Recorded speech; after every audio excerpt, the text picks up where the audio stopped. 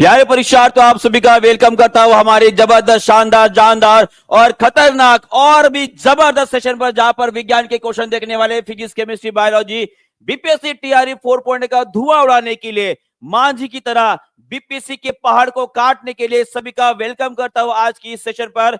सभी को very very good afternoon. और चलिए शुरुआत करते हैं हमारी आज की क्लास को। शुरुआत में ही आपको बता दूं, मुश्किलों से भागना आसान होता है, मुश्किलों से भागना आसान होता है, पर हर पहलू जिंदगी का इम्तिहान होता है।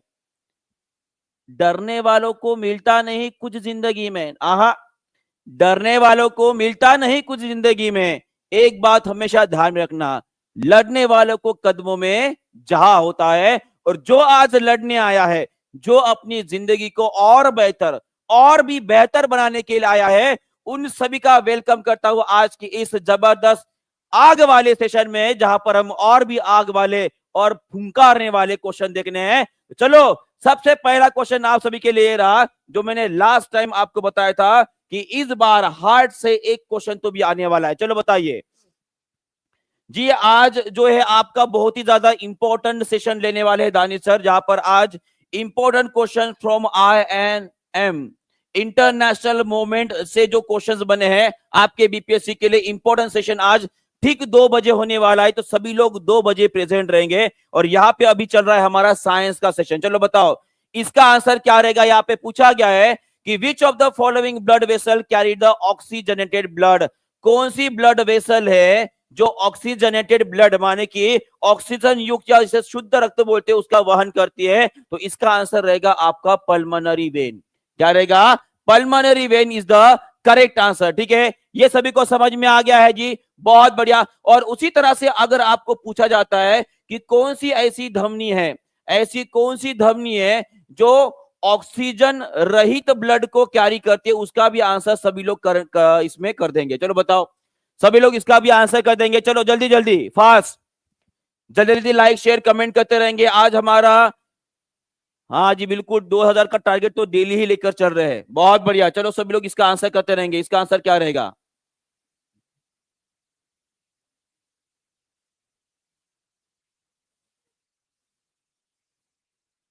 बहुत बढ़िया, तो इसका आंसर रहेगा आपका पल्मोनरी आर्टरी।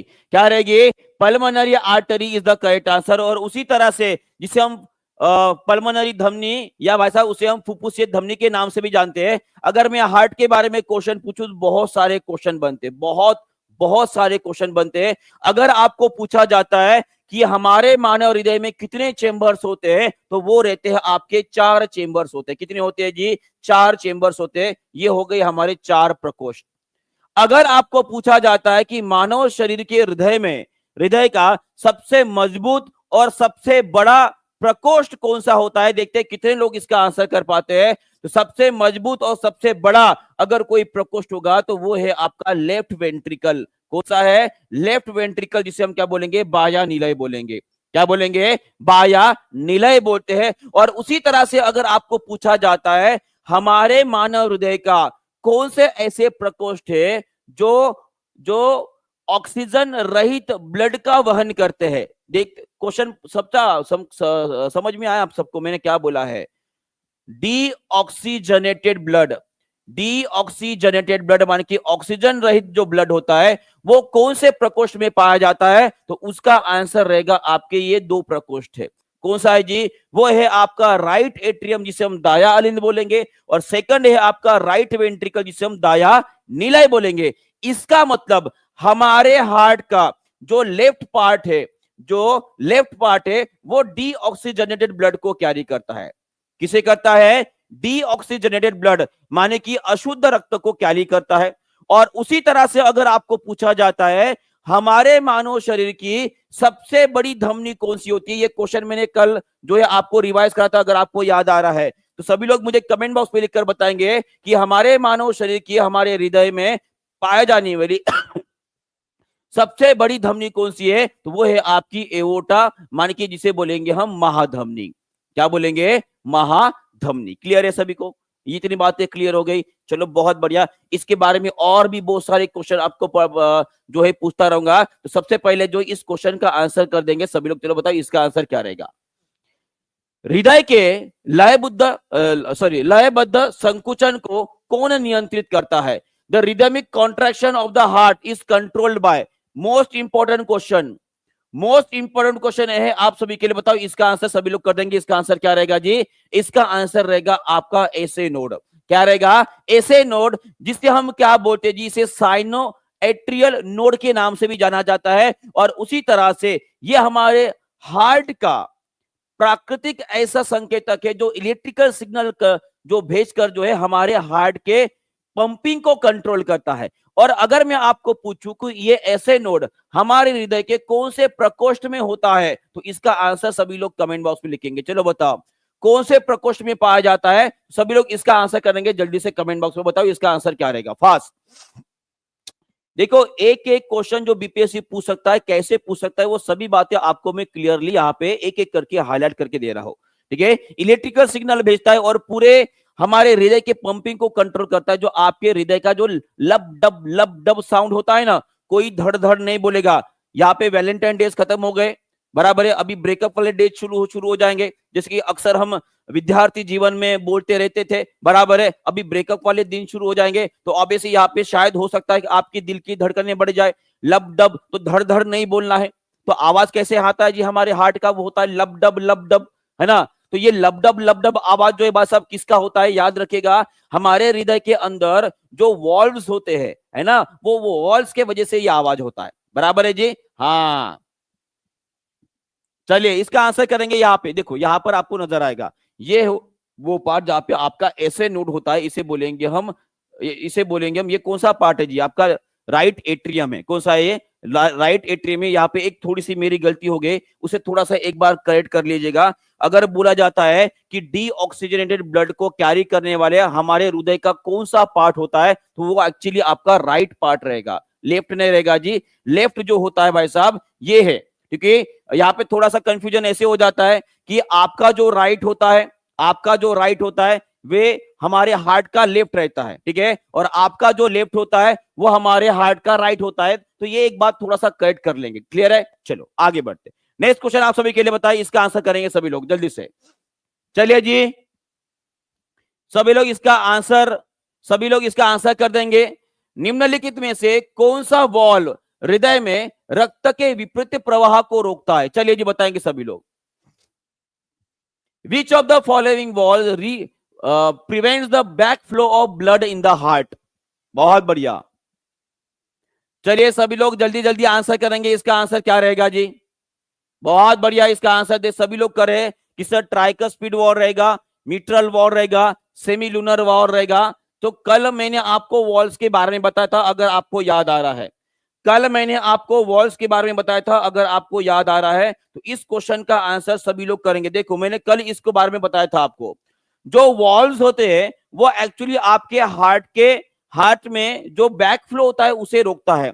यहाँ पे आपको नजर आ रहा है ट्राइकस्पिड वॉल्व, यहाँ पे आ रहा है आपको नजर मिट्रल वॉल्व। तो ये दोनों के दोनों वॉल्व जो होते हैं आपके हार्ट के अंदर बैक फ्लो को रोकते हैं। तो यहाँ पर जो आपको क्वेश्चन पूछा गया है, ये ट्राइकस्पिड वॉल्व और जो मिट्रल वॉल्व है भाई साहब, जिसे हम माइट्रल वॉल्व के नाम से भी जानते हैं, ये दोनों वॉल्व क्या करते हैं जी? बैक फ्लो को रोकते हैं। तो इसका आंसर जो है एक्चुअली आपका ऑप्शन नंबर डी आना चाहिए। क्या आना चाहिए? ऑप्शन नंबर डी आना चाहिए, ये आपको ध्यान में रखना है, ऑप्शन नंबर डी, क्लियर है।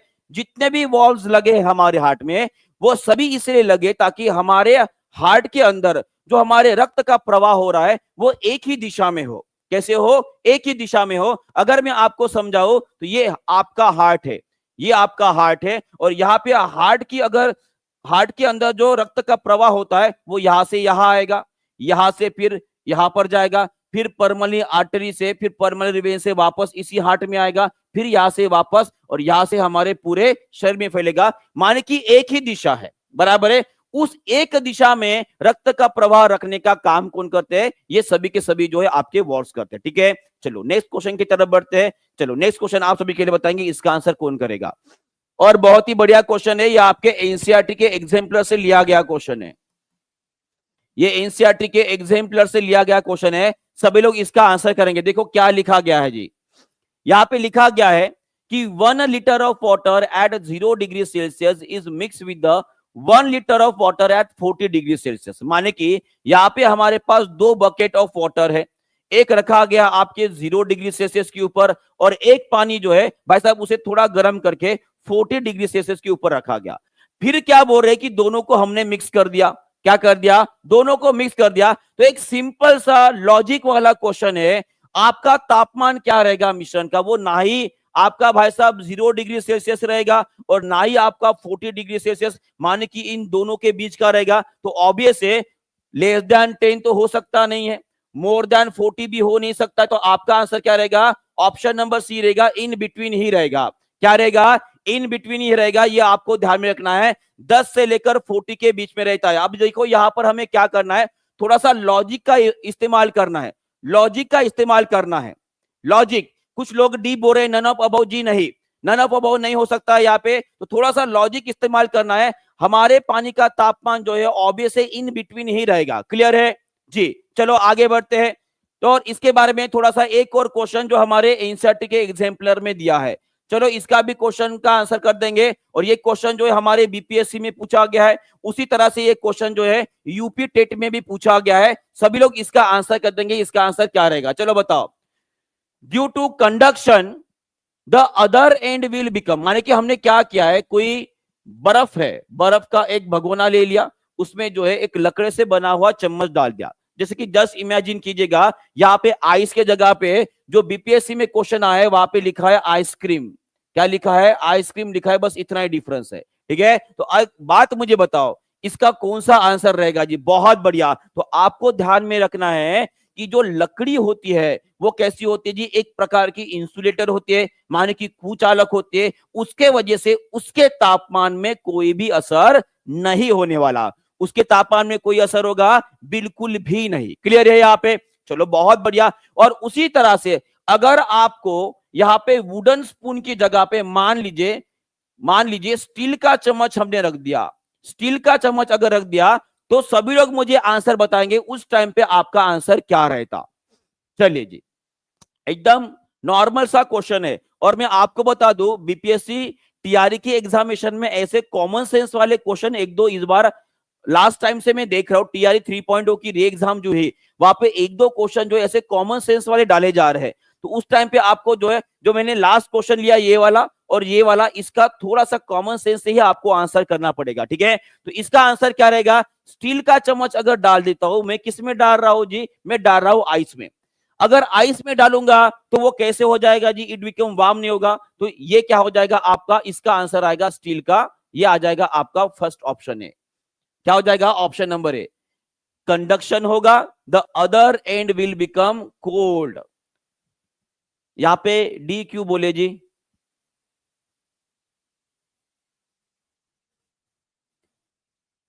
अरे वाह जी, बिल्कुल। देखिए ऑप्शन नंबर ए और ऑप्शन नंबर डी जो है दोनों भी सेम समान ही है।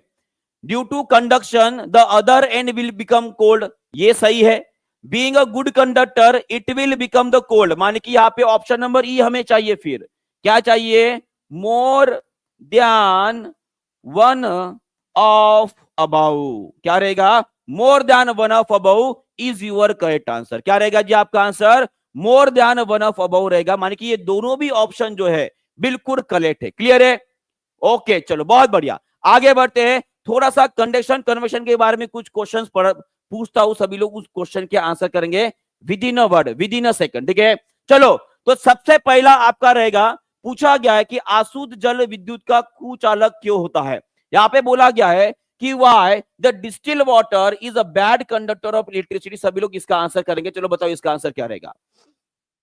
जो प्योर वाटर होता है, जो प्योर वाटर होता है वो उष्मा का कुचालक क्यों होता है? सभी लोग कमेंट बॉक्स में लिखेंगे, क्योंकि इस प्योर वाटर में आयंस नहीं होते, आयंस नहीं होते हैं और उसी के वजह से वो इलेक्ट्रिसिटी कंडक्ट नहीं कर पाता। ये आपका सही उत्तर रहेगा। बहुत बढ़िया जी, बहुत सारे आंसर रहेंगे इसके, बहुत सारे। अब आयंस क्यों नहीं रहेंगे? इसके भी बहुत सारे आंसर रहेंगे। आयंस क्यों नहीं रहेंगे? हो सकता है उसमें कोई भी मिनरल्स या कोई भी अशुद्धि नहीं है, अशुद्धि नहीं है। क्योंकि अशुद्धि अगर होगी तो वो कैसे होगा जी? वो गुड कंडक्टर हो जाएगा। बराबर है। सेकंड देखिए, सेकंड क्वेश्चन है आप सभी के लिए, यहाँ पे बोला गया है कि which type of solution conducts electricity, acidic, basic और न्यूट्रल। चलो आपके तीन ऑप्शन दिए गए हैं। आपको बोला गया है कि एक कोई आपका सॉल्यूशन है, कोई आपको विलयन दिया है जो इसमें एक अम्लीय है, एक क्षारीय है और एक उदासीन है। तो कौन कौन जो है कंडक्ट करेगा इलेक्ट्रिसिटी को, माने कि सुचालक रहेगा। सभी लोग आंसर करेंगे जी, सेकंड क्वेश्चन का आंसर करेंगे। ये पहला हो गया, ये सेकंड क्वेश्चन फास्ट। चलिए बताइए, यहां पे आपको सोचने में मजबूर कर रहा हूं, क्योंकि जब तक आप ऑप्शन से ही टिक करते रहोगे तब तक आपकी बुद्धि विकसित नहीं होने वाली है। तो बताओ, अपने बुद्धि का विकास करो और मुझे बताओ कि ये अम्लीय, क्षारीय और उदासीन अगर आपके पास सॉल्यूशन दे दिया तो किसमें या कौन सा सॉल्यूशन आपका कंडक्ट करेगा इलेक्ट्रिसिटी का। तो उसका आंसर क्या रहेगा, ये अम्लीय और ये क्षारीय जो सॉल्यूशन रहेगा, ये दोनों भी क्या करेंगे जी, they are the good conductor of electricity. समझ में आ गया है? बहुत बढ़िया, बहुत बहुत बढ़िया। चलो तीसरा क्वेश्चन देखता हूं आपको। Which non metal is a good conductor of electricity? It is important question. देखते हैं कितने लोग इसका दिमाग लगा पाते हैं। यहां पे पूछा गया है कि ऐसा कौन सा अधातु है जो है इलेक्ट्रिसिटी का गुड कंडक्टर है, माने कि विद्युत का सुचालक है। फास्ट, जल्दी जल्दी, बहुत बढ़िया, सभी ने आंसर दे दिया। इसका आंसर रहेगा आपका ग्राफाइट। क्या रहेगा? ग्राफाइट रहेगा। विच liquid metal is a good conductor of electricity? चलो बताओ, इसका आंसर करेंगे। लिक्विड मेटल बोला गया है, माने कि द्रव रूप में धातु ऐसा कौन सा है, द्रव रूप में ऐसा धातु कौन सा है जो गुड कंडक्टर है इलेक्ट्रिसिटी का? तो इसका आंसर आप क्या करोगे, इसका आंसर लिखोगे आप पारा। इसका आंसर क्या लिखोगे? पारा। पारा माने कि क्या रहेगा जी? बिल्कुल बिल्कुल बिल्कुल माने ही रहेगी मर्क्यूरी रहेगा। बहुत बढ़िया। चलो नेक्स्ट क्वेश्चन की तरफ बढ़ते हैं। सभी लोग इसका भी आंसर कर देंगे। चलो सभी लोग इसका भी आंसर कर देंगे। If a hot iron rod at 20 degree Celsius is placed in a warm water at 20 degree Celsius. Question देखिए कितने बढ़िया है। ये लेवल उस लेवल के भाई साहब जहां पर अगर आपने तैयारी कर ली तो बीपीएससी का हर विज्ञान का क्वेश्चन आप फोड़ सकते हो। चलो बताओ, यहां पर क्या पूछा गया है कि अगर मान लीजिए 20 डिग्री के तापमान का गर्म पानी है और उसमें मैंने 20 डिग्री के तापमान के गर्म लोहा जो है भाई साहब वो डाल दिया, तो क्या हो जाएगा? क्या हो जाएगा? ये आपको दिया गया एक भगोना जहां पर पानी जो है वो मान लीजिए 20 डिग्री सेल्सियस के ऊपर है और इसमें मैंने एक लोहे की रॉड डाल दी जो भी लगभग 20 डिग्री सेल्सियस के ऊपर है। तो क्या हो जाएगा? The temperature of the rod will increase. ये तो गलत बात है, कैसे इंक्रीज होगा? तो आपका आंसर क्या रहेगा जी? नहीं, ऑप्शन नंबर डी। क्या रहेगा? Option number D. क्या रहेगा? Option number D. बहुत बढ़िया, बहुत बहुत बढ़िया। अगर मान लीजिए एक इसी क्वेश्चन को थोड़ा सा मॉडिफाई कर लेता हूं, ठीक है? ये रहा आपका भगोना और इस भगोने में मैंने क्या कर दिया, पानी डाल दिया भाई साहब। ये रहा आपके पानी, टैप वाटर डाल दिया। ये टैप वाटर दे मान लीजिए 20 डिग्री सेल्सियस के ऊपर है और मैंने क्या कर दिया, इस पानी में मैंने 100 डिग्री सेल्सियस तापमान वाला एक रॉड डाल दिया। अब सभी लोग मुझे आंसर बताएंगे कि क्या हो जाएगा, क्या परिवर्तन जो है, क्या चेंजेस आपको नजर आएंगे। सबसे पहला चेंजेस, पानी गर्म हो जाएगा, पानी गर्म हो जाएगा। दूसरा चेंज, रॉड ठंडा हो जाएगा। तीसरा चेंज, दोनों भी हो जाएगा।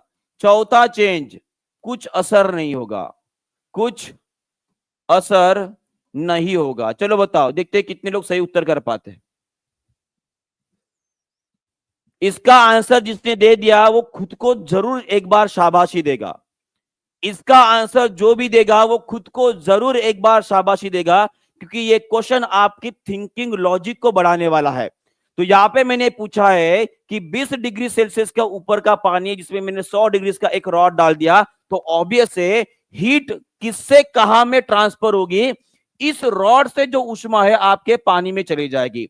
उष्मा जो होती है वो हमेशा हायर टेम्परेचर से लोअर टेम्परेचर, माने कि ज्यादा तापमान से कम तापमान की तरफ जो है फ्लो होती है। तो ऑब्वियसली इसका आंसर क्या रहेगा?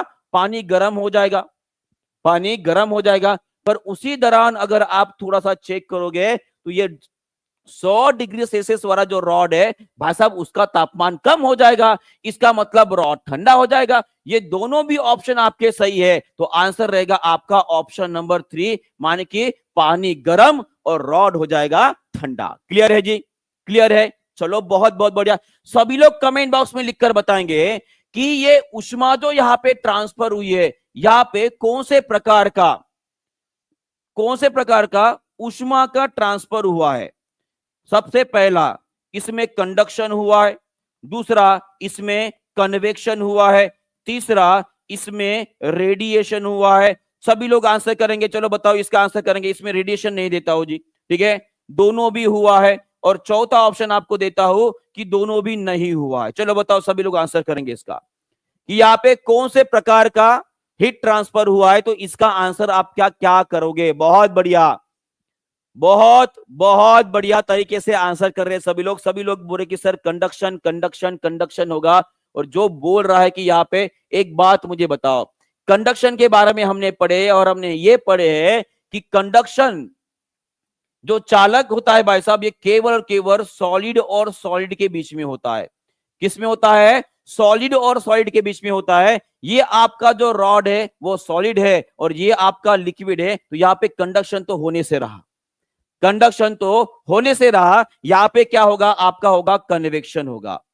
क्या होगा? कन्वेक्शन होगा। अगर यहां पे रेडिएशन होता तो ऑब्वियसली रेडिएशन भी होगा, पर यहां पे क्या होगा? आपका कन्वेक्शन होगा, क्योंकि कन्वेक्शन होने के लिए कोई भी एक माध्यम फ्लूइड होना जरूरी है, एक माध्यम तरल होना जरूरी है। ये आपको ध्यान में रखना है। और यहाँ पे मैक्सिमम लोगों ने गलत आंसर किया है जी, यहाँ पे मैक्सिमम लोगों ने गलत किया है, ये आपको ध्यान में रखना है। अच्छा हुआ मैंने क्वेश्चन पूछ लिया।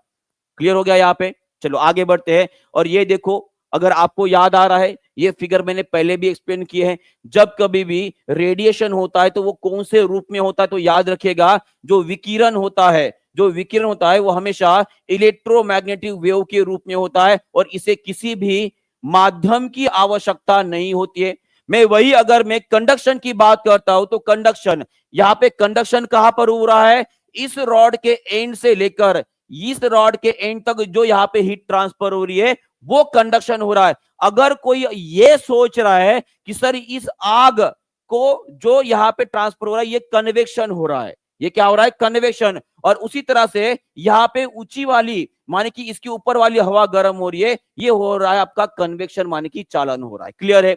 अगर चालन की बात करूंगा तो ये लिक्विड और गैस दोनों में होता है, तरल पदार्थ और वायु माध्यम दोनों में होता है। पर वही अगर मैं कंडक्शन की बात करूंगा, तो कंडक्शन केवल और केवल सॉलिड चीजों में होता है, माने कि केवल ये ठोस पदार्थों में ही होता है। ये आपको ध्यान में रखना है। क्लियर है? सभी को समझ में आ गया है? और उसी तरह से सभी लोग मुझे एक क्वेश्चन का आंसर करेंगे। मैं अगर कंडक्शन, कन्वेक्शन और रेडिएशन की बात करूंगा, सबसे फास्टेस्ट हीट ट्रांसफर किससे होगा? चलो सभी लोग कमेंट बॉक्स में इसका आंसर लिखेंगे। सबसे तेजी से कौन सा हीट ट्रांसफर सबसे फास्ट होता है? रेडिएशन वाला, कन्वेक्शन वाला, या कंडक्शन वाला? सभी लोग इसका आंसर करेंगे। चलो बताओ कौन सा वाला? कंडक्शन, कन्वेक्शन, या क्या रहेगा? रेडिएशन। बहुत बढ़िया, और सभी लोगों ने सही उत्तर किया है। सबसे फास्टेस्ट हीट रेडिएशन जो होता है वो होता है आपका रेडिएशन से। किससे होता है? रेडिएशन, जिसे हम क्या बोलेंगे जी भाई साहब? उसे ही बोलेंगे हम विकिरण बोलेंगे। क्या बोलेंगे? विकिरण बोलेंगे। ये आपको ध्यान में रखना है। क्लियर है? क्लियर है? क्योंकि इसे किसी भी माध्यम की जरूरत नहीं होती है। और ये जो यहाँ पे वेव्स निकल रही है भाई साहब, वो इलेक्ट्रोमैग्नेटिक वेव्स है, माने कि इसकी गति कितनी रहेगी? 3 गुना में 10⁸ मीटर पर सेकंड, इतनी गति से वो जो हीट ट्रांसफर होती है। क्लियर है? चलिए बहुत बहुत बढ़िया, आगे बढ़ते हैं। कुछ सिंपल से क्वेश्चन लेता हूं अभी। देखो एक बार सभी लोग तैयार हो जाएंगे, क्योंकि हीट माने कि ऊष्मा जो है, हम बीपीएससी टीआरई की एग्जामिनेशन के प्रिपरेशन करने वाले जितने भी अभ्यर्थी हैं, मैं आपको बता दूं, ये हमारे लिए बहुत ही ज्यादा इंपॉर्टेंट टॉपिक है। अगर मैं ऊर्जा, अगर मैं कार्य और हीट को अगर कंपेयर करूंगा, तो इन तीनों में हीट माने कि ऊष्मा सबसे ज्यादा इंपॉर्टेंट है। तो कुछ इसके ऊपर बेसिक क्वेश्चन पूछे गए हमारे बीपीएससी में, वो सभी क्वेश्चन में आपके सामने रख रहा हूं। सभी लोग उस क्वेश्चन के आंसर देंगे, फास्ट देंगे, बराबर है? चलो बताओ इसका आंसर क्या रहेगा फास्ट। ये क्वेश्चन पूछा गया, पता है ये क्वेश्चन किसका है? ये 6 to 8 में पूछा गया क्वेश्चन है। चलो बताओ इसका आंसर क्या रहेगा। What is the SI unit of heat? What is the SI unit of heat? यहाँ पे बहुत सारे लोग जो है गलत करने वाले हैं, मुझे पता है यहाँ पे बहुत सारे लोग गलत करने वाले हैं। यहाँ पे पूछा गया है आपका एसआई यूनिट पूछा गया है, एसआई इकाई पूछी गई है। और यहाँ पे जो लोग बी बोल रहे हैं प्लीज एक बार हाथ ऊपर कर लेंगे। जो लोग बी बोल रहे हैं प्लीज एक बार हाथ ऊपर कर लेंगे। मैं देखना चाहूंगा कि वो कौन है जिन्होंने ऑप्शन नंबर बी टिक किया है। अगर आपने ऑप्शन नंबर बी टिक किया है तो अभी के अभी मुर्गा बन जाओ भाई साहब। यहाँ पे एसआई यूनिट पूछा गया है। क्या पूछा गया है? एसआई यूनिट पूछा गया है। आपका आंसर क्या रहना चाहिए? आपका जूल ये आंसर रहना चाहिए। क्या रहना चाहिए? जूल ये आंसर रहना चाहिए। क्योंकि जब कभी भी आपकी हीट, ये एक प्रकार की क्या है जी? ऊर्जा का रूप है।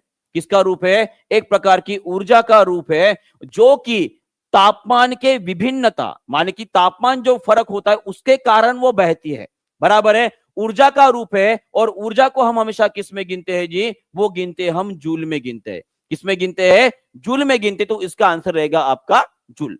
और उसी तरह से अगर मैं आपको पूछूं कि ये कैलोरी भी किसकी इकाई है जी? ये भी आपकी हीट की इकाई है और उसी तरह से ऊर्जा की भी इकाई है। माने कि हम जो खाना खाते हैं और बाकी चीजें करते हैं भाई साहब, उसमें भी जो ऊर्जा हमें उत्पन्न होती है उसे भी हम कैलोरीज में ही गिनते हैं। और उसी तरह से ये वैट किसकी इकाई है? ये केल्विन किसकी इकाई है? सभी लोग कमेंट बॉक्स में लिखेंगे। वैट किसकी इकाई है जी? ये है आपके पावर की इकाई है, इसे हम शक्ति बोलते हैं। मैं अगर बात करता हूं केल्विन की, तो ये ऐसा यूनिट है किसका जी? तापमान का। किसका है? तापमान का। क्लियर है? चलो नेक्स्ट क्वेश्चन देखते हैं। सभी लोग इसका भी आंसर कर देंगे एकदम फास्ट। और ये थोड़ा सा ध्यान रखिएगा, जूल और कैलोरीज का कन्वर्शन क्या है। तो याद रखिएगा कि 1 जूल बराबर 4.187 4.18 ही लिखा जाता है एक्चुअली, 4.18 टाइम्स द कैलोरी। तो अगर मैं आपको पूछूं, एक सिंपल सा क्वेश्चन पूछता हूं, देखते हैं कितने लोगों को दिमाग है। देखिए कितने लोगों का ये जो आपका सेरेब्रम है, सोचने वाला दिमाग का पार्ट कौन सा? सभी को पता है ना? सबको पता है ना कि सोचने का काम कौन करता है? कौन से दिमाग का हमारे दिमाग का कौन सा पार्ट करता है? सभी को पता है ना? कि याद दिला दूं, सोचना है। सर आंसर बी होगा जी? नहीं, ऐसा यूनिट पूछा गया है जी। ऐसा यूनिट पूछा गया तो याद रखिएगा जूल ही रहेगा। क्या रहेगा? जूल रहेगा। ठीक है, चलो तो ये आपको ध्यान में रखना है कि 1 जूल बराबर 4.18 कैलोरीज होता है। और अगर मैं आपको पूछूं कि जूल बड़ा है कि कैलोरी बड़ा है, तो कौन इसका आंसर करेगा? जूल बड़ा है कि कैलोरी बड़ा है? बड़ी इकाई कौन सी है? जूल बड़ी है कि कैलोरीज बड़ी है? चलो, बहुत बढ़िया जी। नहीं, ये गलत आंसर है। ये गलत आंसर है। ये गलत आंसर है। आंसर आपका ए होगा। आंसर जूल होगा। ठीक है, अरे ये क्यों देखते हो? ठीक है, हाँ इसका आंसर करेंगे। कौन बड़ा रहेगा जी? ऑब्वियस है ना, जूल बड़ा है। ये जूल बड़ी इकाई है और कैलोरी जो है वो छोटी इकाई है। कैलोरीज कैसे है? छोटी इकाई है। क्लियर है? चलो, और जूल कितना टाइम्स बड़ा है? 4.18 टाइम्स बड़ा है कैलोरी से। ओके, चलो आगे बढ़ते हैं। नेक्स्ट क्वेश्चन, इसका आंसर कर देंगे सभी लोग, इसका आंसर कर देंगे। ये भी क्वेश्चन पूछा गया है, ये 9 to 10 में पूछा गया क्वेश्चन है। अब बोलोगे सर इतने इजी क्वेश्चन? जी हाँ, हीट के ऊपर उतने डायनामिक क्वेश्चन कभी नहीं पूछे गए जितना आप एक्सपेक्ट करते हो। ऐसे ही छोटे छोटे क्वेश्चन पूछे गए। चलो बताओ, इसका आंसर कर देंगे सभी लोग। Which mode of heat transfer does not required a medium? यहां पे पूछा गया है कि उष्मा का अगर संचारण करना है तो किसको माध्यम की आवश्यकता नहीं होती है? तो इसका आंसर रहेगा आपका ऑप्शन नंबर सी। इसका आंसर क्या रहेगा? Option number C is the correct answer. चलो इसका भी आंसर कर देंगे सभी लोग। इसका आंसर क्या रहेगा? Which type of heat transfer occurs in solids? कौन से प्रकार का उष्मा का संचारण सिर्फ ठोस चीजों में ही होता है? फास्ट, बहुत बढ़िया। तो इसका आंसर क्या रहेगा? इसका आंसर रहेगा आपका कंडक्शन माने की चालन।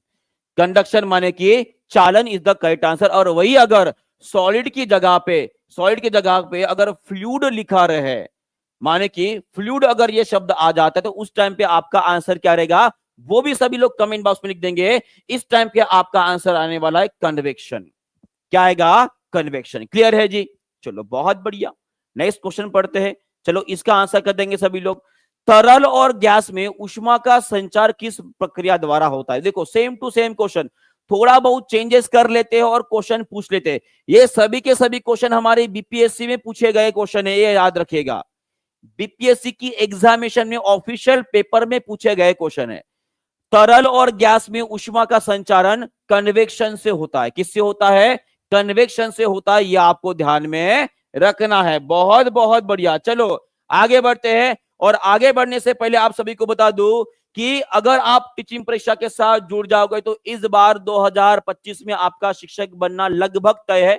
बस आपने हमें हमारे गाइडलाइंस के हिसाब से अगर चलते हो, जहां पर आपको test series, revision, daily classes, सब कुछ बातें जो है आपको क्लियर करवा देते हैं। अगर आप जुड़ना चाहते हो तो 60% का ऑफर चल रहा है। जल्दी से ये कूपन कोड यूज करेंगे जिसका नाम है टीपी फ्लैश 60, और अपनी तैयारी शुरू कर देंगे टीचिंग परीक्षा के साथ। ठीक है, क्योंकि अभी अभी क्लासेस शुरू हुए, ज्यादा कुछ आगे नहीं बढ़े हैं, और आप सभी को पता है।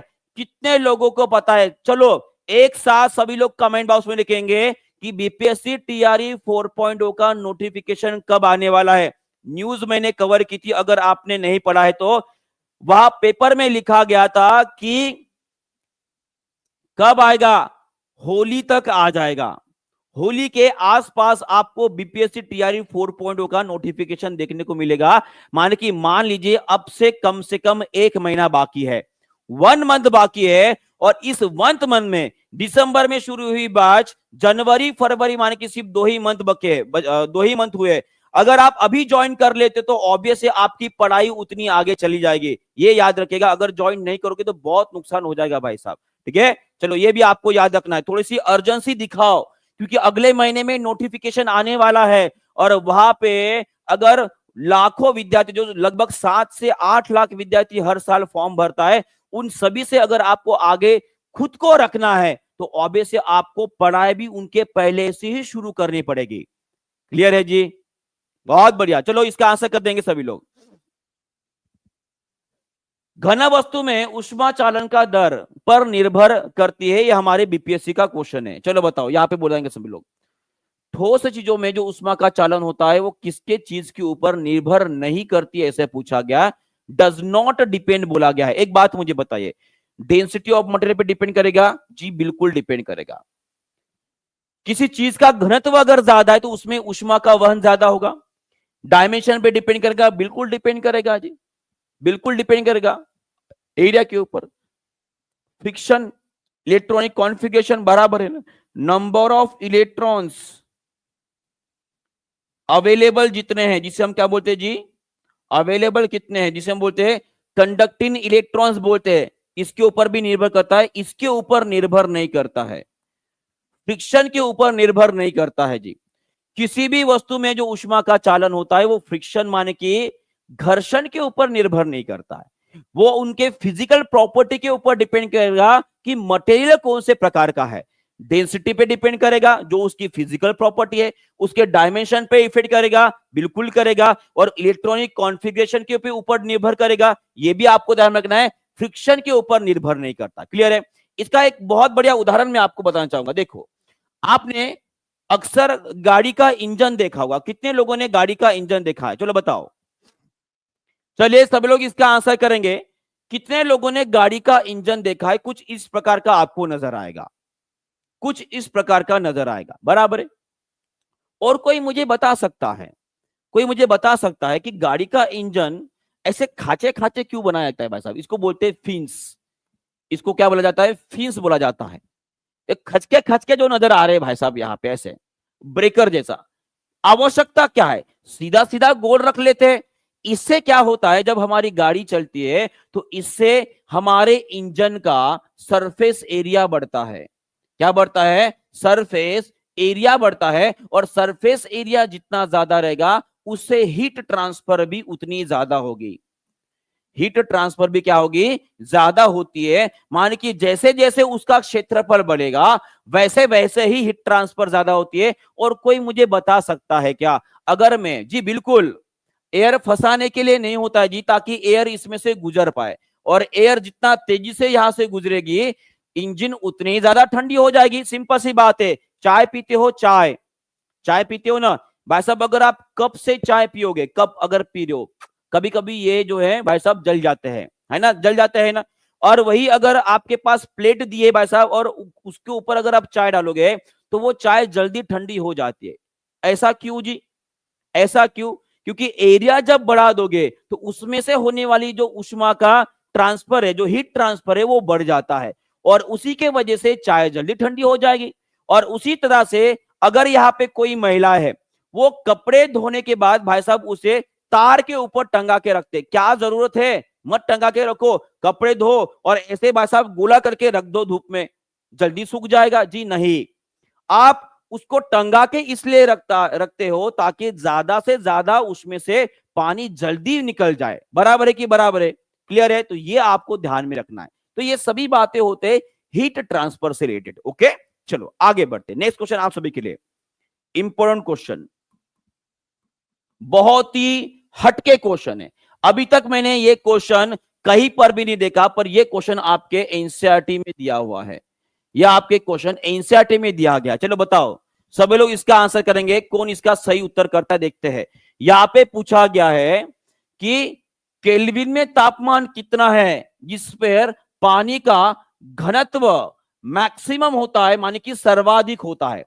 चलो जी, लगाओ दिमाग, बताओ इसका आंसर क्या रहेगा जी। बहुत बढ़िया। और देखो यहां पर कितने लायक हुए हैं,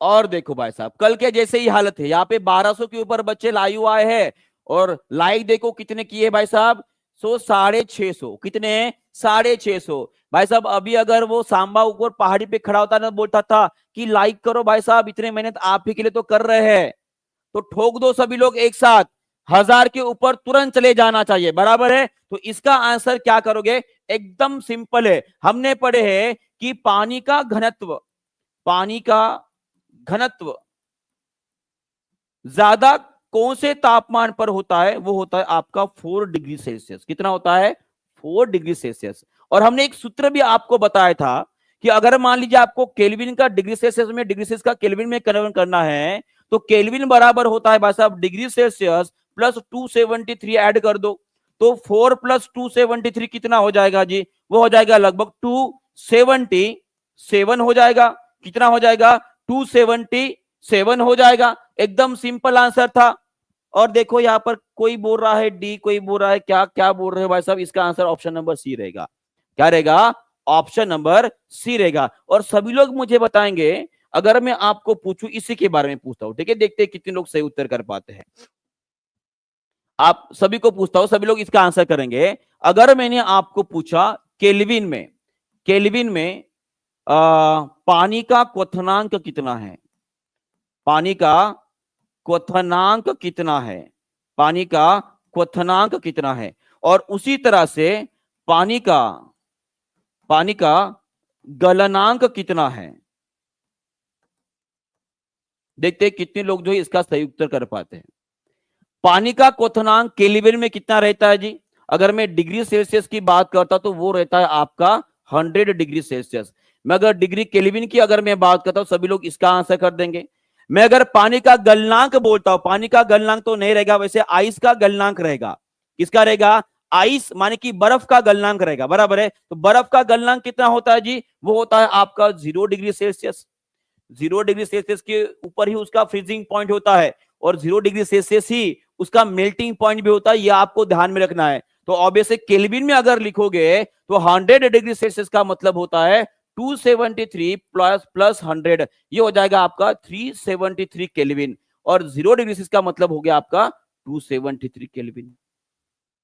क्लियर है, क्लियर है, क्लियर हो गया है, बहुत बढ़िया। चलो आगे बढ़ते हैं। नेक्स्ट क्वेश्चन आप सभी के लिए, और यहाँ पे 800 850 जो है लाइक हो चुके हैं, और 1200 के ऊपर बच्चे भाई साहब लगभग लगभग यहाँ पे 400 बच्चों ने लाइक नहीं किया है। भाई साहब कर लो, है ना, बीपीएससी पास करना है तो कर लो। चलो इसका भी आंसर कर देंगे। निम्नलिखित में से कौन सा रोग संक्रामक नहीं है?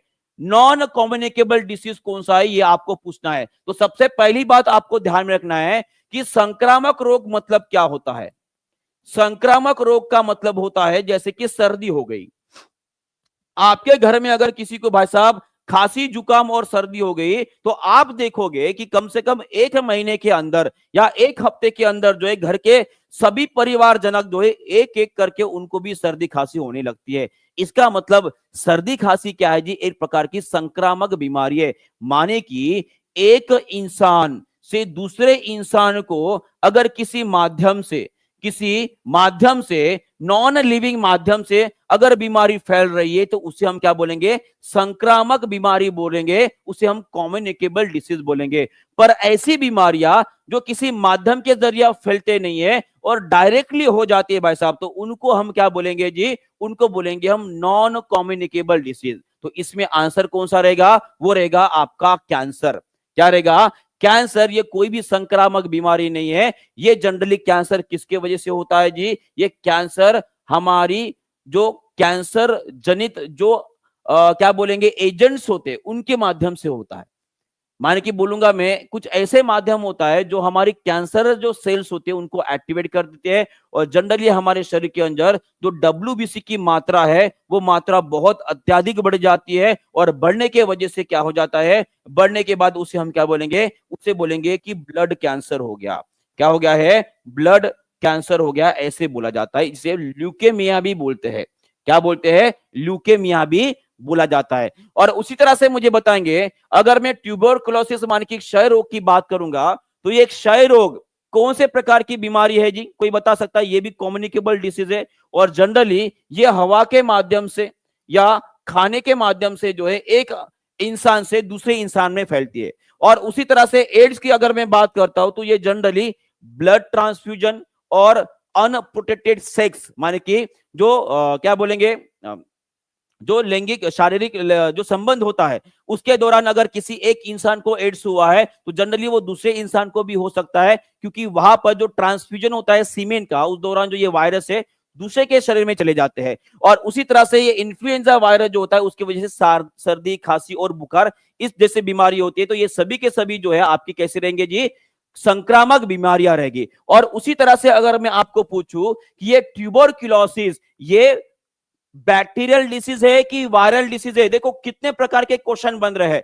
सभी लोग कमेंट बॉक्स में लिखेंगे कि ट्यूबरकुलोसिस जिसे हम टीबी बोलते हैं ये कौन सी बीमारी है? माने कि ये बैक्टीरिया के वजह से होता है कि वायरस के वजह से? तो याद रखिएगा ये बैक्टीरिया के वजह से होता है, ये जीवाणुजन्य बीमारी है। पर वही अगर मैं एड्स और इन्फ्लुएंजा की बात करता हूं तो ये दोनों भी वायरस के वजह से होते हैं। किसके? वायरस। माने कि ये होते हैं आपके विषाणु के वजह से होता है। किसकी वजह से होता है? विषाणु के वजह से होता है। क्लियर हो गया है? चलो थोड़ा सा और आगे बढ़ते हैं और बढ़िया क्वेश्चन आपको बताता हूं। तो ये आप सभी को पता है कि कैंसर जो है एक एबनॉर्मल ग्रोथ होता है हमारी ऐसी कोशिकाओं का जिन्हें हम कंट्रोल नहीं कर पाते और जनरली यहां पर होता है आपका कैंसर जनित कोशिकाओं का जो इतनी ज्यादा बढ़ जाती है कि उसकी वजह से हमारे शरीर के अंदर जितने भी तंत्र है वो फेल होने लगते हैं। और बहुत बढ़िया, किसी ने कार टी का नाम ले लिया भाई साहब, किसी ने कार टी का नाम लिया। ये क्या है?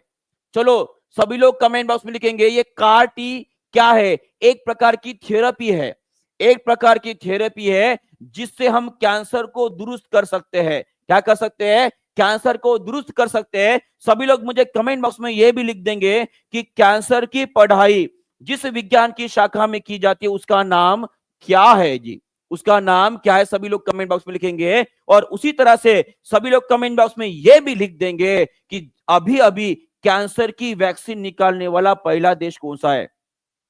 ये क्वेश्चन बहुत ही ज्यादा इंपॉर्टेंट है। हो सकता है आपके करंट अफेयर में ये क्वेश्चन पूछा जाए, बराबर है? तो कैंसर की पढ़ाई जिसमें किया जाता है जिसको ऑन्कोलॉजी बोला जाता है। बहुत बढ़िया। और वैक्सीन किसने खोज के निकाली है सबसे पहली? वो ही आपकी रशिया, RUSSIA, बराबर है स्पेलिंग, रशिया। ओके चलो बहुत बढ़िया, आगे बढ़ते हैं। और ये टी सेल थेरेपी, जैसे अभी किसी ने बोला था कि टी सेल जो होते हैं वो कैंसर से लड़ने में मदद करते हैं हमारे शरीर को, ठीक है, कैंसर से लड़ने में मदद करने वाली एक WBC का टाइप जिसका नाम है टी सेल्स। और ये टी सेल का डेवलपमेंट कहां पर होता है, कोई बता सकता है क्या? ये डेवलप कहां पर होती है? तो आप सभी को पता है कि हमारे शरीर के अंदर जो है लिम्फेटिक सिस्टम होती है। कौन सी होती है जी? लिम्फेटिक सिस्टम होती है। और इसी लिम्फेटिक सिस्टम का एक पार्ट होता है हमारा लिम्फ नोड।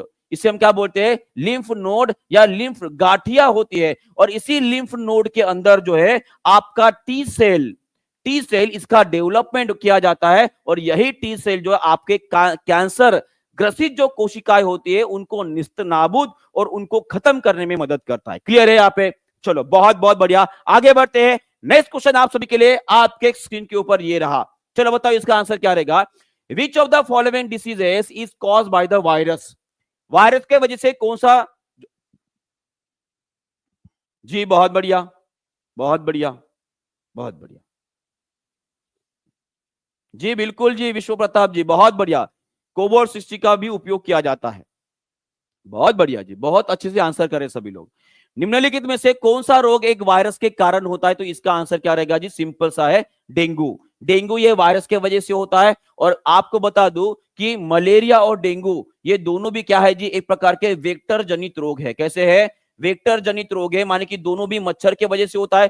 सभी लोग कहेंगे मलेरिया किस मच्छर के वजह से, डेंगू किस मच्छर के वजह से। टीबी के बारे में हमने अभी अभी पढ़ा है, टीबी के बारे में अभी अभी हमने पढ़े हैं, ये आपको ध्यान में रखना है। और उसी तरह से डेंगू अगर किसी के शरीर में हो गया तो ये हमारे कौन से तंत्रिका के ऊपर अटैक करते हैं ये भी बता देंगे। अगर डेंगू किसी को हो गया तो भाई साहब हमारे शरीर के अंदर जो प्लेटलेट्स होती है, जो प्लेटलेट्स होते हैं इनकी संख्या काफी कम हो जाती है। और उसके वजह से हम सभी को पता है कि प्लेटलेट्स जो होते हैं वो एक्चुअली आपका रक्त का स्त्राव जो होता है इंटरनल, उसे रोकने में मदद करता है। और प्लेटलेट जब कम हो जाती है तो ऑर्गन के द्वारा होने वाला जो आपका इंटरनल ब्लीडिंग होता है, इंटरनल ब्लीडिंग माने कि किसी भी ऑर्गन से जो निकलने वाला ब्लड होता है उसकी संख्या बढ़ जाती है। और इंटरनल ब्लीडिंग के वजह से आपको डेंगू मार देता है, यह आपको ध्यान में रखना है। और अगर आपको डेंगू के लक्षण आ रहे नजर, तो डेंगू के लक्षण कौन कौन से होते, कोई बता सकता है?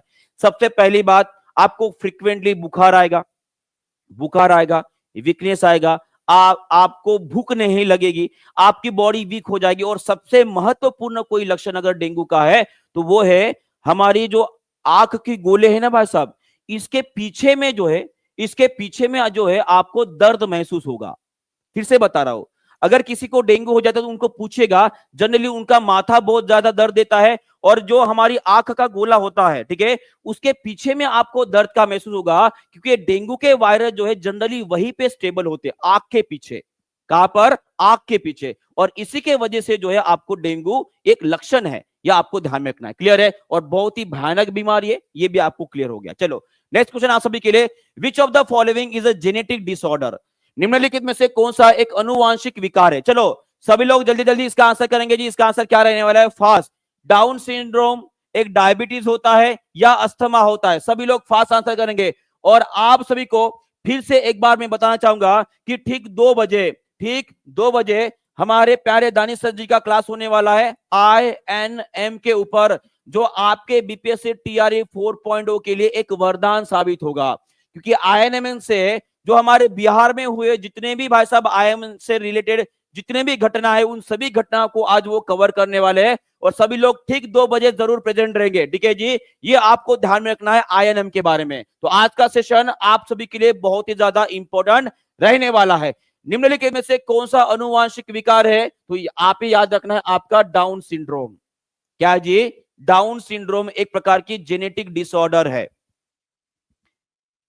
एक प्रकार का जेनेटिक डिसऑर्डर है, यह आपको ध्यान में रखना है। माने कि जीन्स में परिवर्तन हो जाता है, उनकी सिंक्रोनाइजेशन जो होती है वो बदल जाती है और उसके वजह से आपको जो है अनुवांशिक विकार हो जाता है, वो होता है आपका डाउन सिंड्रोम। क्या रहेगा? Down syndrome. और यहाँ पे कुछ लोगों ने डायबिटीज भी क्लिक किए थे, जी ना, ठीक है। चलो आगे बढ़ते हैं, नेक्स्ट क्वेश्चन देखते हैं। नेक्स्ट क्वेश्चन आप सभी के लिए, विच of the following diseases is transmitted by the mosquito? मच्छर से फैलने वाली बीमारियां कौन सी? चलिए सभी लोग फास्ट आंसर करेंगे। और इसके बाद जो है मैं रैपिड फायर भी लेने वाला हूं, सभी लोग उसके लिए भी तैयार रहेंगे। चलो बताओ इसका आंसर क्या रहेगा? निम्नलिखित में से कौन सा रोग मच्छरों द्वारा फैलता है? मलेरिया, टाइफाइड फैलता है क्या, या कोलेरा फैलता है? तो यहां पे बोला गया मच्छर के द्वारा फैलने वाला, तो इसका आंसर क्या रहेगा? मलेरिया। क्या रहेगा? Malaria is the correct answer. Clear है? और अगर आपको पूछा जाता है कि मलेरिया किसके वजह से होता है, किसके वजह से होता है, तो इसका आंसर कौन करेगा जी? देखते हैं कितने लोग इसका सही उत्तर कर पाते हैं। मलेरिया किसके वजह से होता है? मलेरिया ये डिसीज जो होता है वो किसके वजह से होता है? तो याद रखेगा कि ये एक प्रकार के प्रोटोजोआ के वजह से होता है। किसकी वजह से? प्रोटोजोआ के वजह से होता है, जिसका नाम क्या है जी? उसका नाम आप सभी को पता है, सभी लोग कमेंट बॉक्स में उसके बारे में लिख देंगे। ठीक है? टाइफाइड ये दूषित जल के वजह से होता है, दूषित खाने के वजह से होता है। और कोलेरा ये भी आपका एक प्रकार का बैक्टीरियल डिसीज होता है, जो कि क्या होता है जी? वो भी एक प्रकार के दूषित खाने और पानी के वजह से होता है। ओके, चलो आगे बढ़ते हैं। नेक्स्ट क्वेश्चन आप सभी के लिए, बताओ इसका आंसर क्या रहेगा? निम्नलिखित में से कौन सा रोग मानव यकृत को प्रभावित करता है? चलो फास्ट आंसर करेंगे इसका, सभी लोग जल्दी जल्दी आंसर करेंगे जी। इसका आंसर क्या रहेगा? ऐसा कौन सा रोग है जो हमारे मानव यकृत माने कि लीवर को अफेक्ट करता है? हिपेटाइटिस रहेगा, न्यूमोनिया या नेफ्राइटिस रहेगा? चलो बताओ सब लोग इसका आंसर करेंगे। एकदम इजी क्वेश्चन है, इसका आंसर रहेगा आपका हिपेटाइटिस। कौन सा रहेगा? हिपेटाइटिस, जिसमें आप सभी को पता है कि जब किसी को हिपेटाइटिस हो जाता है तो भाई साहब शरीर पीला पड़ जाता है, शरीर पीला पड़ जाता है। और ये पीलापन किसकी वजह से आता है जी? हमारे लीवर के वजह से। लीवर में बनने वाला एक पिगमेंट जिसका नाम क्या है जी? बिलीरुबिन। जिसका नाम क्या है? बिलीरुबिन नाम का पिगमेंट हमारे शरीर में अत्यधिक बनने लगता है और उसकी वजह से हमारा शरीर पूरा पीला पड़ जाएगा। और सभी लोग मुझे बताएंगे कि ये हिपेटाइटिस कौन सी प्रकार की बीमारी है जी? माने कि ये बैक्टीरिया जन्य बीमारी है कि ये विषाणु जन्य बीमारी है? तो आपका आंसर होना चाहिए हिपेटाइटिस ये वायरस के वजह से होता है। किसकी वजह से होता है? वायरस के वजह से होता है। चलो नेक्स्ट क्वेश्चन की तरफ बढ़ते हैं। अभी सभी लोग तैयार हो जाएंगे रैपिड फायर के लिए, और जो तैयार है एक बार हाथ ऊपर कर देगा कि सर हम तैयार है फोड़ने के लिए क्वेश्चन। सभी लोग एक बार, सभी लोग एक साथ, और बहुत बढ़िया 1000 लाइक जो है आपने कंप्लीट कर दिए। 1.5 का टारगेट है। जिन्होंने अभी तक लाइक नहीं किए एक बार सभी लोग एक साथ लाइक ठोक देंगे जी, एक साथ लाइक ठोक देंगे ताकि और भी मजा और भी जोश इस सेशन में भर जाए। चलो सबसे पहला क्वेश्चन आप सभी के लिए, बताओ इसका आंसर क्या रहेगा?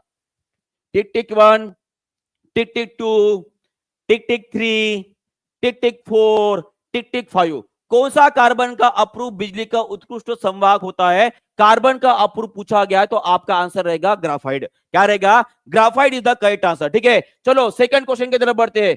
सेकंड क्वेश्चन आप सभी के लिए, टिक टिक 1, टिक टिक 2, टिक टिक 3, टिक टिक 4, टिक टिक 5। फुलरिन का सबसे आम प्रकार होता है आपका C60। किसका रहेगा? C60 is the correct answer. चलो question number 3, which of the following is the best describe the shape of the C60, जिसका नाम है फुलरिन। अभी अभी इसका आंसर हमने लिए। ये सभी क्वेश्चन हमारे बीपीएससी में पूछे गए और उसके रिलेटेड क्वेश्चन है सभी के सभी। चलो क्वेश्चन नंबर 3 आपके स्क्रीन के ऊपर, जल्दी से सब लोग इसका भी आंसर कर देंगे। इसका आंसर क्या रहेगा? लाइक शेयर कमेंट करते रहना चाहिए। 1400 के ऊपर बच्चों आए हैं, 1.1 के लाइक हुए, जल्दी से ठोक देंगे। 1.5 का टारगेट कम हो जाएगा। इसका आंसर क्या रहेगा जी? फुलरिन ये होता है भाई साहब, कैसे होता है? पिरामिड होता है, क्यूब होता है? एकदम सिंपल है, फुटबॉल के शेप का होता है। कैसे होता है जी? अरे क्यूब कहां पर नजर कहां पर देखे हो आपने? फुलरिन कैसे नजर आता है जी? ये बॉल की तरह होता है ना।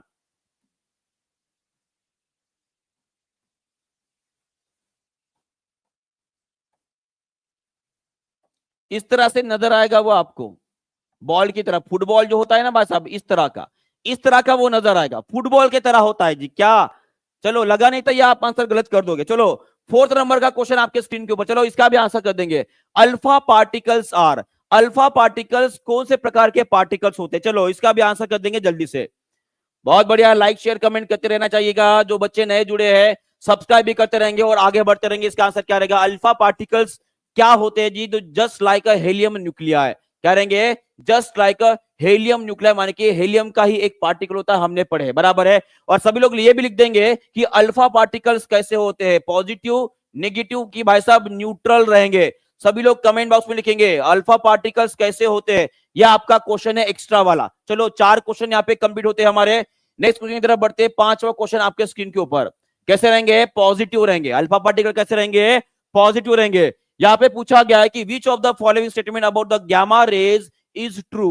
गामा रे के बारे में कौन से कथन जो है यहाँ पे सत्य बोले गए हैं। चलो इसका भी आंसर कर देंगे जल्दी से जी, जल्दी से, फास्ट। गामा किरणें की तरंग दैर्घ्य विद्युत चुंबकीय तरंगों से सबसे छोटी होती है। बहुत बढ़िया, कहीं और जाने की जरूरत नहीं, ऑप्शन नंबर ए ही आपका सही है। ऑप्शन नंबर ए ही आपका सही। हमने पढ़े हैं कि अगर मैं गामा किरणों की बात करता हूं तो गामा किरणों की जो तरंग दैर्घ्य होती है सबसे छोटी होती है। कैसी होती है, छोटी होती है। और वही अगर मैं फ्रीक्वेंसी की बात करूंगा तो फ्रीक्वेंसी सर्वाधिक ज्यादा होती है, सर्वाधिक होती है, यह आपको ध्यान में रखना है। और वही अगर मैं आपको पूछता हूं कि रेडियो वेव्स के बारे में, रेडियो वेव्स जो होती है, जो रेडियो तरंग होती है, इनका लैम्बडा कैसे रहेगा और इनका फ्रीक्वेंसी कैसे रहेगा, सभी लोग जल्दी से कमेंट बॉक्स में लिखेंगे। लैम्बडा कैसे रहेगा, ये सर्वाधिक बड़ा रहेगा, ये सर्वाधिक बड़ा रहेगा, और फ्रीक्वेंसी सबसे कम होती है। ठीक है, एग्जैक्टली इसका उल्टा रहेगा। ओके, चलो आगे बढ़ते हैं। 6वें नंबर का क्वेश्चन आपके स्क्रीन के ऊपर ये रहा। चलो इसका भी आंसर कर देंगे। निम्नलिखित में से कौन सी शाखा पक्षियों के अध्ययन से संबंधित है। इंपॉर्टेंट क्वेश्चन जी, इंपॉर्टेंट क्वेश्चन। चलो इसका भी आंसर कर देंगे सभी लोग जल्दी जल्दी। बहुत बढ़िया, तो क्या रहेगा, पक्षियों से संबंधित जो आपका स्टडी रहेगा उसे क्या बोला जाता है, उसको बोला जाता है ऑर्निथोलॉजी। क्या बोलते हैं, ऑर्निथोलॉजी बोला जाता है। मैमोलॉजी का मतलब क्या होता है, जिनमें जिनके अंदर स्तनधारियों की पढ़ाई की जाती है, जिसे मैमल्स बोलेंगे। मैं ऑन्कोलॉजी बोलता हूं तो इसके बारे में जस्ट आपने बताया था, इसमें कैंसर की पढ़ाई की जाती है। और वही पेडागोजी अगर मैं बढ़ता हूं तो भाई साहब इसमें जो सॉइल होता है भाई साहब उसकी पढ़ाई की जाती है, ये आपको ध्यान में रखना है। चलो 7वें नंबर का क्वेश्चन आपके स्क्रीन के ऊपर, इसका भी आंसर कर देंगे। चलो बताओ इसका आंसर। देखिए इसके बारे में मैंने जस्ट आपको हाईलाइट दिया था, और ये क्वेश्चन जो हमारे बीपीएससी में पूछा गया है।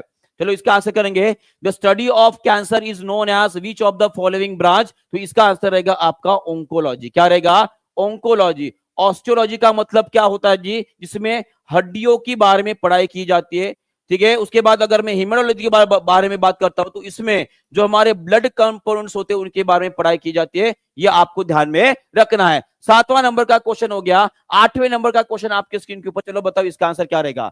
निम्नलिखित में से कौन सा अध्ययन मिट्टी पर केंद्रित करता है। चलो बताओ इसके बारे में जस्ट अभी अभी मैंने आपको बताया था, इसका आंसर क्या रहेगा जी। चलो बताओ जल्दी से आंसर करेंगे। बहुत बढ़िया। और सभी लोग मुझे ये भी बताएंगे, अगर मुझे हमारे पृथ्वी के ऊपर जो बड़े बड़े पहाड़ है, जो बड़े बड़े पहाड़ है, जो पत्थर है, इनकी उम्र अगर जाननी है, इनकी उम्र अगर जाननी है, इनका एज अगर मुझे कैलकुलेशन करना है, तो कौन से पद्धति का जो है आप अवलंब करोगे या कौन से पद्धति को इस्तेमाल करोगे। तो इसका आंसर क्या रहेगा जी, इसका आंसर क्या रहेगा आपका पेडोलॉजी। क्या रहेगा, pedology is the correct answer. और उसी तरह से इस क्वेश्चन का भी आंसर सभी लोग कर देंगे। अगर मान लीजिए मुझे पत्थरों, जो पत्थर है, सॉइल है, उसकी उम्र अगर मुझे जाननी है, तो उसके लिए मैं कौन से पद्धति का इस्तेमाल करूंगा। और यहां पे बहुत सारे लोग ये बोल रहे कि सर कार्बन 12, कार्बन 14 में जिसे हम कार्बन डेटिंग बोलते हैं, ये एग्जैक्टली गलत आंसर है। ये गलत आंसर है, मैं आपको कट करना चाहूंगा। यहां पे यूरेनियम डेटिंग की जाती है जी, इसमें यूरेनियम डेटिंग जाती है। और जो अगर आपके पास जीवाश्म है, अगर आपको जीवाश्म जो है भाई साहब, मान कि जो भाई साहब मरे हुए जानवर है, इनकी अगर उम्र जाननी है, तो वहां पे हम करते हैं कार्बन डेटिंग। क्या करते हैं, कार्बन डेटिंग करते हैं, मान कि जिसे हम C14 के नाम से जानते हैं। और उसी तरह से अगर आपको पिछली 60,000 साल जो मरी हुई चीजें उनकी अगर उम्र जाननी है, तो उस टाइम पे हम कार्बन डेटिंग का इस्तेमाल करते हैं। पर यूरेनियम डेटिंग लाखों करोड़ों साल पहले जो धरती पर आया, जो धरती बनी, उसकी उम्र जानने के लिए हम यूरेनियम डेटिंग करते हैं। इसे ही दूसरा नाम है, इसे रेडियो एक्टिव डेटिंग भी बोला जाता है। क्लियर है जी। चलो आगे बढ़ते हैं। 8वें नंबर का क्वेश्चन यहाँ पे खत्म होता है। 9th नंबर का क्वेश्चन आपके सामने, बताओ इसका आंसर क्या रहेगा। सभी लोग जल्दी जल्दी आंसर करेंगे। इसका आंसर क्या रहेगा, चूने का पानी निम्नलिखित में से किसका जल में घोल होता है। बहुत बढ़िया जी, बढ़िया क्वेश्चन है, सभी लोग इसका भी आंसर कर देंगे। इसका आंसर क्या रहने वाला है? फास्ट, जल्दी जल्दी, फास्ट। भूख लगी है? कोई नहीं तो भूख को मार दो। चूने का पानी निम्नलिखित में से किसका जल में घोले? एकदम सिंपल सा क्वेश्चन है, चलो बताओ चूने का पानी क्या होता है जी। और चूने का पानी का फार्मूला भी सभी लोग कमेंट बॉक्स में लिख देंगे। चूने के पानी का फार्मूला भी सभी लोग कमेंट बॉक्स में लिख देंगे। सभी लोग इसका भी आंसर कर देंगे। चूने का पानी, इसका फार्मूला क्या है? Lime water. बहुत बढ़िया। क्या रहेगा? Calcium hydroxide. इसे क्या बोलेंगे हम? कैल्शियम हाइड्रोक्साइड बोलेंगे। और इसका केमिकल फार्मूला क्या है? इसका केमिकल फार्मूला क्या है वो सभी लोग कमेंट बॉक्स में लिख देंगे। इसका केमिकल फार्मूला क्या है ये कमेंट बॉक्स में लिख देंगे, ठीक है। चलो नेक्स्ट क्वेश्चन देखते हैं जी। कैल्शियम हाइड्रोक्साइड बोला गया तो उसमें OH ग्रुप आएगा, ये ध्यान में रखिएगा। चलो 10वें नंबर का क्वेश्चन आपके स्क्रीन के ऊपर ये रहा। आप बताओ इसका आंसर क्या करेगा? भोजन करने वाला अंग कौन सा है? ये हमारे बीपीएससी टीआरई 2.0 में पूछा गया क्वेश्चन है। चलो बताओ इसका आंसर क्या रहेगा?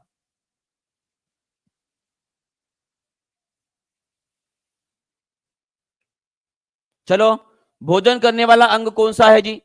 और ये किसमें पाया जाता है ये भी बताएंगे सभी लोग। ये भोजन करने वाला अंग कौन सा है? तो ये रहेगा आपका,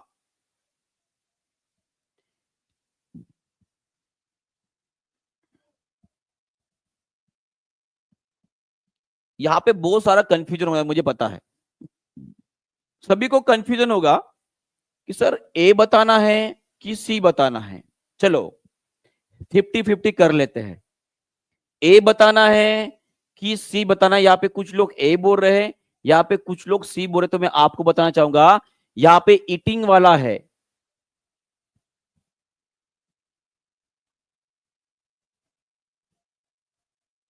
तो इसका आंसर जो बीपीएससी ने दिया है वो है आपका सूडोपोडिया। क्या है? सूडोपोडिया। क्या है जी? सूडोपोडिया, जिसे हम झूठे पैर के भी नाम से जानते हैं। और ये किनके अंदर पाया जाता है जी? ये पाया जाता है आपके अमीबा के अंदर पाया जाता है। किसके अंदर? अमीबा के अंदर पाया जाता है। और ये फूड वैक्यूल भी अमीबा के अंदर होता है, जो खाने का पाचन करने का काम करता है। क्या करता है? पाचन करने का काम करता है। और सभी लोग कमेंट बॉक्स में ये भी लिखे,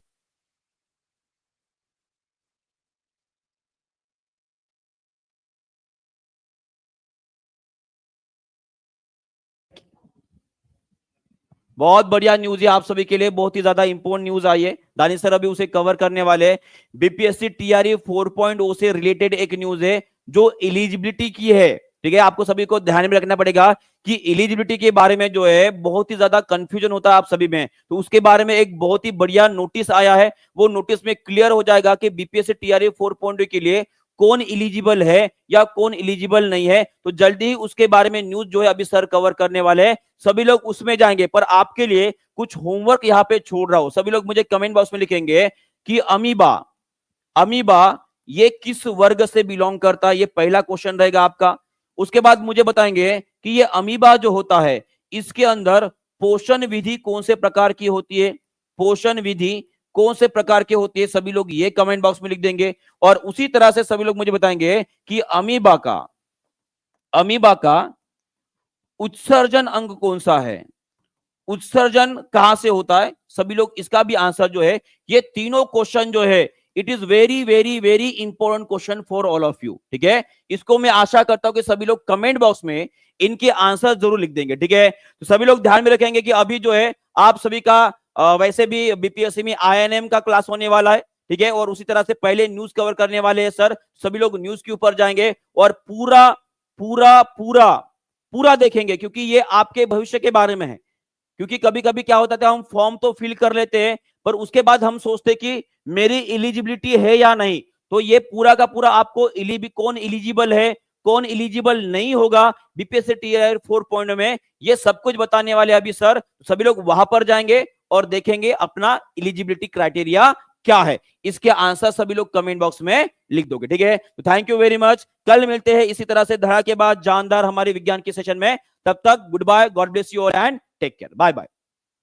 कमेंट बॉक्स में आंसर जरूर लिख दीजिएगा, ठीक है। चलो बाय।